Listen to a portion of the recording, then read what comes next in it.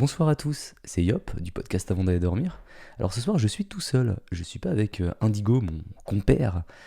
Non, en fait ce soir j'ai envie d'essayer un petit format, une petite vidéo pour voir ce que ça donnait, pour vous raconter une mini-histoire. Alors cette histoire, c'est une histoire que j'ai écrite pour un autre podcast qui s'appelle Podcast Creepy Story. Je vous mets le lien en description si vous voulez y jeter une oreille. Le but c'était d'écrire une histoire très courte, de moins de 3 minutes, pour raconter une phobie. Alors, je vais vous la lire et j'espère qu'elle vous plaira. Alors, je prends mon texte.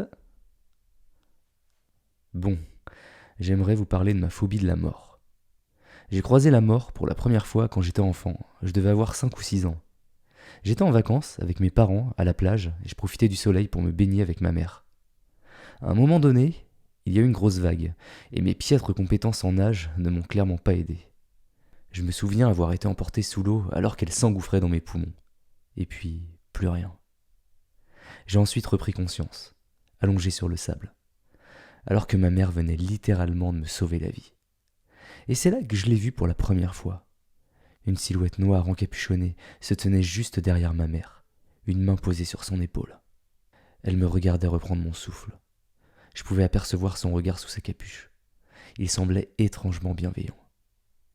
Cette vision n'a duré seulement que quelques secondes avant de disparaître, me laissant une sensation de malaise. J'ai toujours pris ça comme une hallucination et ça m'a pas empêché de continuer à grandir et à vivre une enfance heureuse. Et puis, durant mon adolescence, ma mère est tombée gravement malade. Alors que son état se dégradait de jour en jour, je ressentais de nouveau cette sensation de malaise tout droit revenue de mon enfance. Durant les derniers mois passés avec ma mère, à chaque fois que je croisais son regard, je voyais celui de la mort. J'ai appris à vivre avec. Je pouvais reconnaître son odeur, sentir sa présence. Quelques heures avant le décès de ma mère, j'ai de nouveau pu la voir pendant quelques secondes. Elle se tenait à son chevet. Ma mère la regardait aussi. Je pense qu'elle comprenait ce qui se passait.